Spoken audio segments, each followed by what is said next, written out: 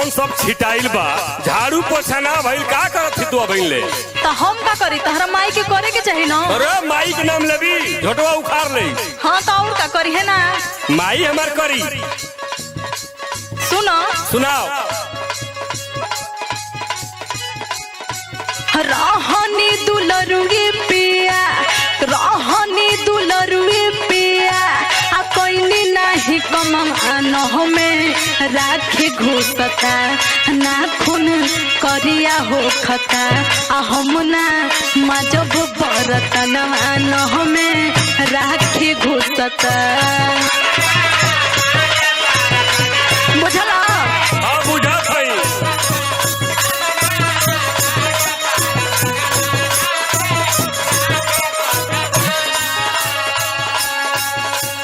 देख न बड़े बड़ रखौले का कौन मतलब बा? काहे ना? अंबानी के परिवार को हई तो के हम जानत हई। बनलू हीरोइन बोला, बनलू हीरोइन बोला, तारू लबर लबर तोहके देखले रहली ना, फोटो खींचले रहली ना, पाठक बगीचा में गोबर तोहके देखले रहली ना। सब देखले हई। हाँ बुझाता सब नहीं आज का खिलाड़ी हई तो।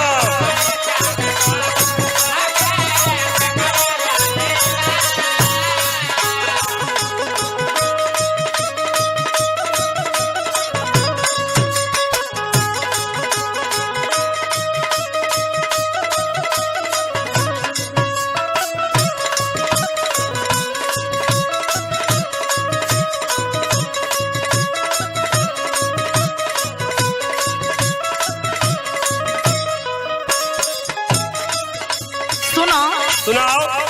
तू जाना तारा ना कि हम कितना बड़का घराना से हई। अरे हम जानता नहीं तू कितना बड़का घराना से हई। तोरे बाबूजी हवन जो टूटहिया साइकिलिया पर बल्टवा लेके बनारस में जालो। अच्छा ढेर मत बोला। बोल। तीन भाई के बीच रहली कही बहिनिया। अरे बाप रे बाप। हाँ ताऊ का सुन जाना सही हम।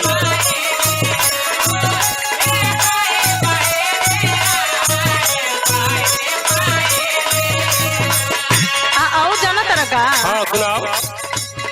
अपने से अपन को बोधवनी ना ओढ़निया।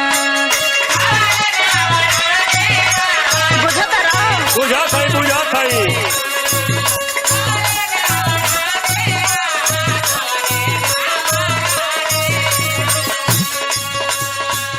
जब हम एको कामे नहीं थे कैले तो हमारे कहाँ से आई बोला ना। अरे बाप रे बाप।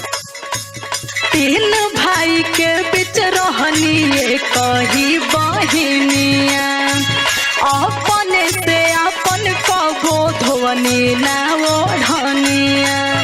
और सुनाओ।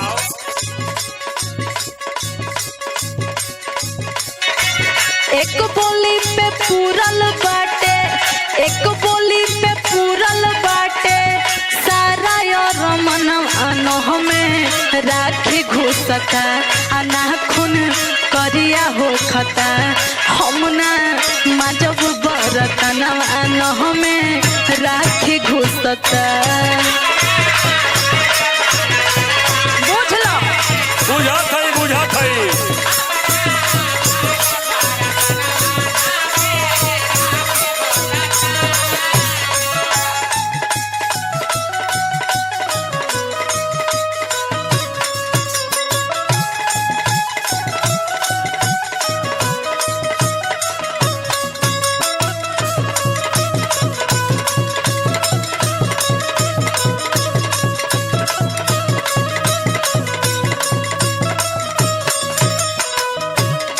अरे जैसे लड़किया नैहरवा में काम करेली सो वैसे ससुरा में करो तो कोनो दिक्कत ना हुई।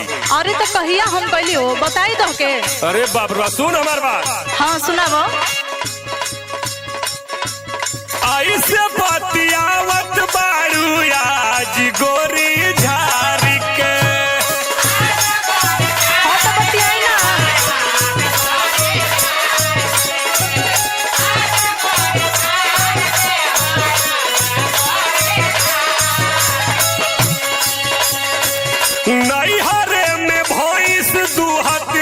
रहलू कछाना मार के। तूहे नहीं भैंस दुहत रहली अच्छा कछाना मार के।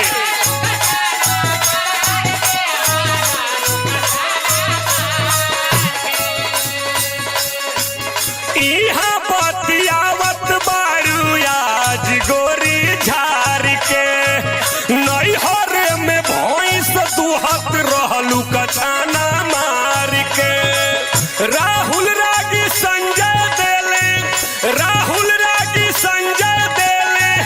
कुल अब खबर तोहके देखल रहली ना, फोटो खिंचल रहली ना, पाथत बगैचा में गोबर तोहके देखल रहली ना। हाँ त राहुल लागी पिटाइबो करी, हम ना जानतनी कि इहे खबर ही लाल भइल है। एकदम सही बतौले हो। हम ना मजब बरतनवा न हमें रात घुसता। पाथत बगैचा में गोबर तोहके देखल रहली ना।